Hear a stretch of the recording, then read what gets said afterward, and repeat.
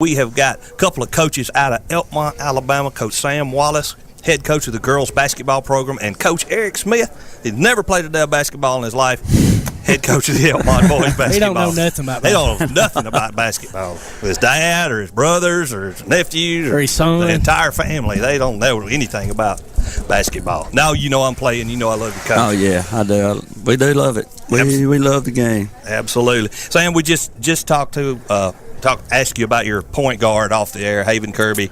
You know, we watched them play against East Limestone, and, you know, East Limestone's a bigger team, more physical, but the girls hung in there and just flat out. Does Kirby girl ever stop?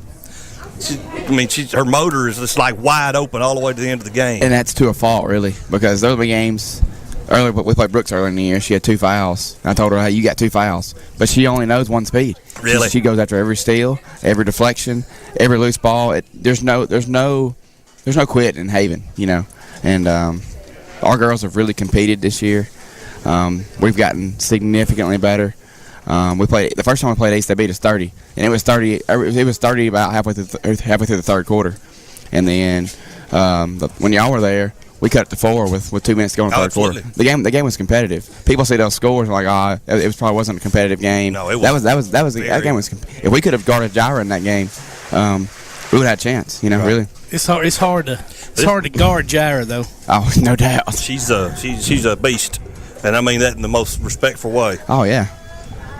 Well, Coach, Coach Smith, you mentioned something about catching us on a night when East Limestone couldn't miss, and they couldn't miss. I mean, but your guys didn't quit. Me and Todd was talking about it. Yeah. The entire game. They never quit. No. But when they're playing against the first team. Yeah. I love Elkmont sports. I mean, I don't care what sport it is. Basketball, football, boys, girls, whatever. They're going to give you everything they got. They get it, from the start to the finish. And as coaches, obviously, that's, all you can ask. It is. And the improvement we've made, as Coach Wallace was talking about, the girls, the boys have made tremendous strides. But you can always count on playing hard from start to finish, and that goes that way of practice also. But going back to the East game, as a coach, you just kind of throw your hands up sometimes. I mean, they literally did not miss from the three. They did not. And it wasn't one guy. No. It was like 8 guys. Yes. 4 or 5 guys had 11 points each. They had 8 or 9 guys, I think. They did hit threes that night. That's I think it was 8 different guys, and you can game plan all you want. Yeah, you can't game plan for that. No, but when they're on, and they played very well. I mean, to say the least. But we were looking at the stat sheet, and every kid that went on the floor for them, each one of them had at least 6 points. Yeah. And it just shows you how well they shoot it. And it's like, well, why don't you guard them? Well, you were on. No, it wasn't. Yeah. You were guarding the defense. Yeah. And I think that was just one of those nights. I mean, I haven't seen them play since that night, but I'm quite sure they have not shot the ball that well. If they shoot the ball that well, they are hard. Yeah, that was just one of those nights where they were in the zone. And, absolutely. And it wasn't just one of them; it was all of them. And I had a couple fans ask me, well, why'd you leave them open? I said, well, even looking at the film, I said, we had a hand in their face a lot of the time. I didn't feel like they were open either, Colin. No, and when you figure that out, write a book. Yeah, exactly. But you know how fans are. We all think we know, but you just had to respectfully tell them, look, we game plan for certain things, and when you double down on a couple of their mismatches, when they kicked it out and the guys just didn't miss. I mean, that's basketball. That is basketball. But you double down on some of that stuff, hoping that the player, I won't say lesser talent, but whatever. But the players that don't do their job that night, well, they happen to do it. When they throw a 6'6" guy in the post, you double down on him to help out, and he kicks it out, and the guy knocks it down. I mean, that's just you just give him credit. Absolutely. Yeah, as a coach, when option D, F, and G are beating you, you probably don't get beat. Right. And it only makes sense to double down on the 6'6" guy. Right. 2-footers a lot easier to hit than a 20-footer. Absolutely. And the players, they executed what we worked on. Yeah.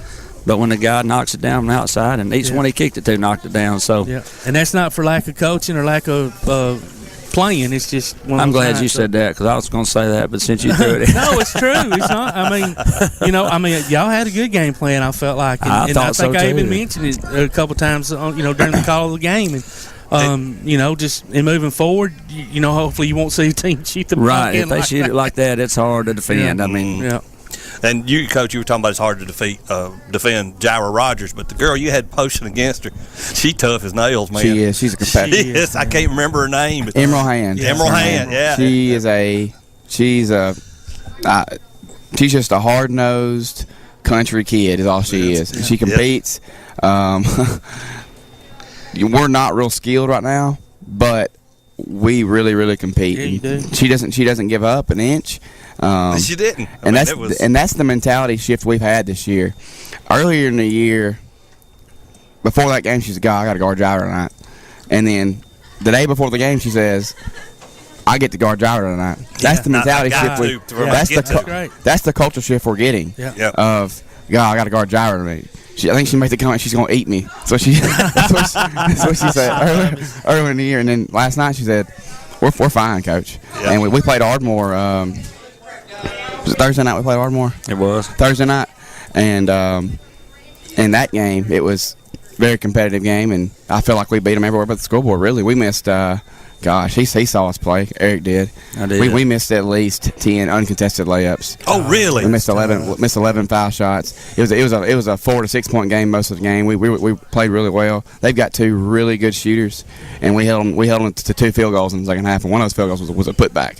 So so as far as our culture and our skill level, we have significantly improved, and we get everybody back. That's what I say. Your team is young. Yeah, your team we have one senior. I'm glad you brought this up, Coach, and this also is not lack of coaching, because I've known Eric forever, right. And I've seen him play, and I've seen you coach, and you're very excellent. And this goes for boys and girls, and really particular more for boys. Do they realize what that square is above the rim when they're going to the goal? Do they know that they're supposed to put the ball in the top corner and 90% of the time it'll go in? I just want to interject here. Okay. The real reason they say the square used is, like we talked about for the horse games that we play. Well, the coaches seem to use the glass a whole lot more, and I'm sure. to better use than the players do. The kids don't even realize, right? They're like, "Oh, the I think it's shot. a downgrade to have to use the glass." Man, no. 2 points is 2 points. Absolutely. 3 is 3. The other day during practice, this sounds very elementary, but the other day during practice, I pulled every kid on the right block. I said, "You see this square right here? If you take this ball and hit that top right corner, I guarantee you it's going to go in." That's what I'm saying. It's just so funny to watch them go in and try to, especially the boys want to do a finger roll. Yeah. And I got tickled. Y'all's point guard, Coach. Haven. Yeah. She admits she had not used the glass a couple of times, and I think I mentioned it that last game we called. And then she goes in, and she actually did a nice little finger roll and made it. And I went, well, maybe I'm wrong. Maybe the backboard's No, you're not wrong. But we've invoked a rule with our team. If you attack the glass, you use the glass. Yep. And even from the front, it doesn't even have to be from the side. That's exactly because right. you have so much momentum going towards the goal. Right. It takes the guesswork out. Yes. So anyway, I just had to bring that up. That's one of my big pet peeves. I did tell watching any game, and it goes all the way from NBA all the way down to college and high school. Oh yeah, and I told them one day, I said, "Look, guys, the rim's not going to hang up there by itself, so they just put the glass up there to attach the rim to. So we may as well use it." There you go. But you're right. And I guarantee you, these are not the only 2 coaches that have said this over and over. It just blows your mind why they don't want to use it. Yeah. But it's just crazy. It does. It takes the guesswork out of it. And when a shot blocker comes to attack it, you can actually float it. You can float it, take it off that upper. Absolutely. Yeah. You can use it as a defense, especially if you have the ability to be able to go to the other side. There's all if you go to sorts the of other uses side, for you it. got to use that glass. You're right. Anyway. You are right. So what do y'all have coming up this week? You may already asked. I was off air a while ago. But we've got Lindsay Lane this afternoon. Right? Okay. And then we have 2 area games next week. West Limestone and at Brooks. Okay. And y'all played Lindsay Lane once already, correct? We have. Okay. Opening game of the year. That's right. And beat them both. No. We beat them. They didn't. They beat right. us. Well, Tom. That's all coaching, by the way. Well, listen, they've got a good girls team, so they really do. I've seen them play. They compete and they play hard, times. and they've got one really, really, really good player. They compete and they play hard, so it's a good challenge for us today.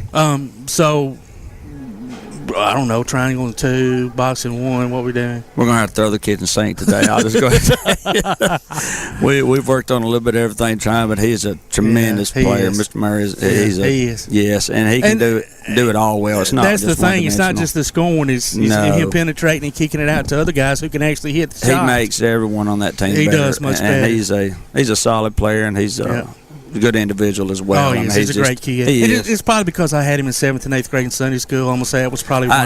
That's the only reason right that's there. The only reason his dad whenever and you mom speak had to nothing him, to do with it. That's what he relates said, back right? to. Absolutely. Yeah, this is all because of Todd Tomlin. 8th grade. It's amazing how many times your name comes up. And that goes for his basketball ability as well, Coach. And so you're welcome. I mean, somebody's work ethic he got from you as well. Absolutely. Yeah. I think they're considering naming the gym after you. Well, thank you, Coach. Y'all are on the right track. Just keep it up. We are. We want to come back. So are we doing what we're supposed to do? I'll have y'all back every week if we're going to have this I'm going to bring my whiteboard next time. Hand it to me. My assistant coach told me to throw in a good positive. Don't leave me hanging on that one, Coach. Yeah. If you go back and tell Coach Story any of this, he'll know better. So, yeah. He's a good one. He is a good one. The legend. The legend. Dennis Black's calling me right now. As we referred to, the Mount Rushmore coaches, Dennis Black's on there. Yeah, he's the best coach in the country. If you don't know, just ask him. He'll tell you. And if y'all wouldn't be where y'all are without him. So, you know. Your name comes up in conversation with Coach Black, too. I'm sure it does, but it's probably not about athletic ability or anything else. Legitimately, Dennis is one of the reasons I'm at Elkmont. Him and Garth and Eric are really the three biggest reasons I'm at Elkmont. So when I got fired at West Morgan, they were one of the first people to go to bat for me, saying, "Bill, you need to hire this guy." So that's great. It was a great hire too, Coach. Well, we all make mistakes. I was just kidding. He said, we gotta go, guys. We've got some appetizers over there. Y'all got to help us eat. Good deal. Bama's Zach's over there on the mozzarella stick. I'll take it out on the golf course next time we go out there. Hey, there you go. Yeah, he's a solid individual. We were so thankful to have him. Yeah, ladies and gentlemen, Coach Sam Wallace and Coach Eric Smith, Elkmont boys, girls and boys basketball. We're going to take a break. You're listening to Applebee's Tailgate Talk on WKAC, the Big 1080.